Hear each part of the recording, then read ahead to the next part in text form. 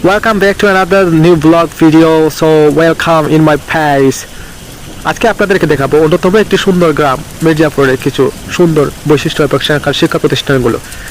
আর তার জন্য অবশ্যই আপনাকে ধৈর্য ধরে শেষ পর্যন্ত ভিডিওটি দেখতে হবে, আর দেখলে অবশ্যই আপনি উপভোগ করতে পারবেন। প্রথমে চলে আসলাম হযরত আয়েশা সিদ্দিকা রাদিয়াল্লাহু তাআলা আনহা বাসগ্রাম মির্জাপুর বালিকা মাদ্রাসা।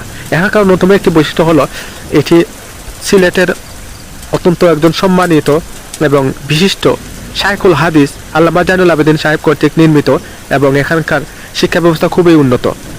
এটি বালিকাদের পর্দা সহকারে উচ্চতর শিক্ষা প্রদান করে থাকে, যেটা খুবই মানসম্মত। তারপর চলে গেলাম সেই বালিকা মাদ্রাসা থেকে একটু সামনের দিকে। এখানকার প্রাকৃতিক পরিবেশ খুবই মনোরম এবং সৌন্দর্য, এবং I think that is a mind blowing place where you can enjoy the natural beauty. তারপর চলে আসলাম এখানকার অন্যতম রাস্তার পাশে বহমান এবং চলমান একটি ধান খেতে। সেই ধান খেতে প্রকৃতির যেন নৈপুণ্যে ভরা ফসলের পাকা ফসলের ক্ষেত, আর আশেপাশে জমিতে ঘাস খাওয়া সে প্রাকৃতিক পশুগুলো, তার মধ্যে যে ছাগলগুলো দেখতে খুবই সুন্দর, তাই ছাগলগুলোকে ব্লগের অংশীদার করে নিলাম। এখন চলে যাব মির্জাপুর পয়েন্টে। এই মির্জাপুর পয়েন্টটি একটি 3 রাস্তার সম্মিলিত স্থল। এখানকার কুতুবপুর, কালীপুর, নোয়াগাঁও, মির্জাপুরে এটা সংগঠিত স্থল। এখানে এই পয়েন্টে রয়েছে একটি দোকান, শাহাবুদ্দিন ভাইয়ের দোকান। শাহাবুদ্দিন ভাই খুবই আন্তরিক এবং অমায়িক, যে কোনো পথযাত্রী কোনো বিপদে পড়লে উনি মানুষকে খুবই হেল্প করেন। তারপর চলে আসলাম মির্জাপুরে মসজিদ প্রাঙ্গণের পাশে, মসজিদটাও খুবই সুন্দর। তারপর চলে আসলাম এখানকার একটা বাগান রয়েছে, আম বাগান। আম বাগানের পাশে রয়েছে ফসলের ক্ষেত, সেখানে কৃষকেরা তাদের ধান কেটে আনছেন এবং পাশে গবাদি পশুগুলো ঘাস খাচ্ছে। তারা দূর দূরান্ত থেকে ধানগুলো এনে এখানকে একত্রিত করার পর সেখানে মাড়াই করার পর ধানগুলোকে শুকিয়ে বাসায় তুলে নেন। আপনারা দেখতে পাচ্ছেন যে সবগুলো ফসলের ক্ষেত্রে ধানে পরিপূর্ণ এবং পাকা ধানে ভরপুর। তারা খুশিতে আনন্দ উল্লাসে ধান কাটছেন, আবার তাদের মধ্যে একটা ভীতির ছায়াও কাজ করে বটে, কারণ আবহাওয়া কোন সময় কি পরিস্থিতি গ্রহণ করে বলা যায় না। এই যে একজন শিক্ষিত ব্যক্তি, উনিও মূলত শহরের একজন বাসিন্দা, লেখাপড়া করেন, কিন্তু ধান কাটার এই মৌসুমে উনি বাড়িতে চলে এসেছেন। বাড়িতে চলে এসে উনি ধানগুলো দেখাশোনা করতেছে না। এখানে সবাই গ্রামের যতগুলো মানুষ রয়েছে তাদের কিছু না কিছু ধানের ক্ষেত রয়েছে, আবার সেই সাথে কিছু ফসলও হয়েছে। সেই ফসলগুলো কেটে তারা এখানে আনছেন। একজন বাবা তার মেয়েকে কুলে নিয়ে সেই ধানগুলো পাহারা দিচ্ছে। আবার ছুটে এলাম সেই ধান ক্ষেতের পাশেই একটি বাঁশ বাগান, সেই বাঁশ বাগানের পাশে চলে গেলাম। বাঁশগুলো এই প্রাকৃতিক হাওয়ায় এত সুন্দর দুলতেছে, আর দেখতে এতটা অমায়িক সুন্দর লাগছে। আবার পাশে রয়েছে কিছুটা ফসলের ক্ষেত, সবজি ক্ষেত, যেটা আমরা বলি। আপনারা দেখতে পাচ্ছেন যে পরিস্থিতি খুব ভালো নয়, আবহাওয়া খুবই খারাপ, তাই একজন মানুষ আসছেন দৌড়ে, আবার অন্যজন তার গবাদি পশুগুলো গড়ে নিতে চলেছেন। গবাদি পশুগুলোও আপন মনে তার মালিকের সাথে চলছে। আসলে গ্রামের যে পরিবেশ, এই পরিবেশটার কোনো ব্যাখ্যা বর্ণনা আজ পর্যন্ত কেউ দিতে পেরেছে বলে আমার মনে হয় না, আমিও দিতে পারবো বলে আপনাদেরকে আশ্বস্ত করতে পারতেছি না, তার জন্য দুঃখিত। আপনারা দেখেন এই যে 81 গাছগুলো, এগুলোকে বলা হয় 81 গাছ। 81 গাছগুলো খুবই সুন্দর। এগুলো মূলত তার ডগায় বিস্তৃতি লাভ করে। আবার পাশে রয়েছে এই যে গ্রামের ছেলেগুলো ওয়াইফাই পেয়েছে, বৈশাখের দিনেও তারা ওয়াইফাই দিয়ে বিভিন্ন বন্ধু বান্ধবের সাথে আড্ডা মারে।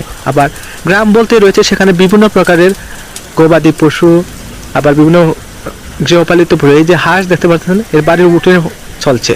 আবার এই যে একজন বাবা তার মেয়েকে নিয়ে সুন্দর করে বাইসাইকেলে করে ঘুরতেছেন। একজন বয়স্ক মহিলা, উনি বোধহয় কারো কাছে গিয়েছিলেন, এখন উনি তার বাড়ি থেকে এসেছেন মিষ্টি মুখ করে, তাই উনি খুব খুশি। ওনার সাথে কথা বললাম, উনি বলছেন, আমি বললাম যে আপনার তো ছবি তুলতেছি। উনি বলছেন খুব সুন্দর ছবি তুলো, নেটও দেও নেটও সাইডে আমার ভাইরাল করে দেও। আসলে ওরা কথা শুনে আমার খুবই ভালো লাগলো। আশা করি আপনাদেরও এই প্রাকৃতিক পরিবেশটা খুব ভালো লাগবে। তারপরে রয়েছে এই যে মির্জাপুর এবং কুতুবপুর বর্ডারের ব্রিজের পাশে রয়েছে আমার শহীদুল ভাইয়ের দোকান। শহীদুল ভাইয়ের দোকানের সামনে রয়েছে বিস্তৃত আবার একটা ক্ষেত। আর এই যে হচ্ছে আপনার কুতুবপুর এবং মির্জাপুরের যে ব্রিজ রয়েছে বর্ডার, এই বর্ডারে 2 গ্রামের মানুষ এই ব্রিজ দিয়ে চলাফেরা করেন, এবং পাশে একটা হাট রয়েছে, সেই হাটে যায়, নগর বাজার হাট আমরা যেটাকে বলি। আর এই মির্জাপুর এবং কুতুবপুর গ্রামের মধ্য দিয়ে বয়ে চলেছে সুরমা নদীর একটা শাখা। এই শাখা দিয়ে এখন সুরমা নদী এবং এই নদীর মাঝখানে বাঁধ পড়ে গেছে। আর তারপর চলে আসলাম মির্জাপুর সরকারি প্রাথমিক বিদ্যালয়। এটা মূলত একটা বিদ্যালয়, এখানকার এটি অত্যন্ত প্রাচীন এবং বয়স্ক একটি বিদ্যালয়। এই স্কুলে অনেক বয়স্ক মানুষও লেখাপড়া করেছেন। এই যে একটা ছোট বাইরে দেখতে পাচ্ছি, সে ছোটদের মতোই আনন্দ উল্লাসে লিপ্ত হয়েছে। এই যে সে একবার নেমেছে, এখন আবার উঠেছে। এখন আমাকে দেখে কিছুটা লজ্জা পেয়েছে, তাই সে আর নামতেছে না। এই নাগরদোলার পাশে রয়েছে আবার কিছু কিছু ফুলের গাছ। সেই ফুলগুলো খুবই দুর্দান্ত দেখতে, খুবই সুন্দর দেখতে। আসলে আপনাদেরকে কয়েকটা ফুলের প্রাকৃতিক সৌন্দর্য দেখে, এই যে দেখতে পাচ্ছেন, এটা হচ্ছে আপনার রক্তজবা ফুল। রক্তজবা ফুল দেখতে খুবই সুন্দর, কি অমায়িক, কি সুন্দর, কি প্রাণবন্ত একটা ফুল। ফুলকে ভালোবাসে না এমন মানুষের সংখ্যা পৃথিবীতে খুবই কম, প্রায় সবাই ফুলকে ভালোবাসে। তবে যাদের পরাগরেণুতে সমস্যা আছে, অ্যালার্জি রয়েছে, তারা হয়তো বা কিছুটা আনইজি ফিল করেন। এই যে আরেকটা ফুল, এই ফুলটার নাম আমার জানা নেই, তবে ফুলটা দেখতে খুবই দারুণ সুন্দর হয়েছে ফুলটা। তারপরে অন্য একটা ফুল গাছের পাশে যাব, এই যে আরেকটা ফুল, যা দেখতে খুবই সুন্দর লাগতেছে।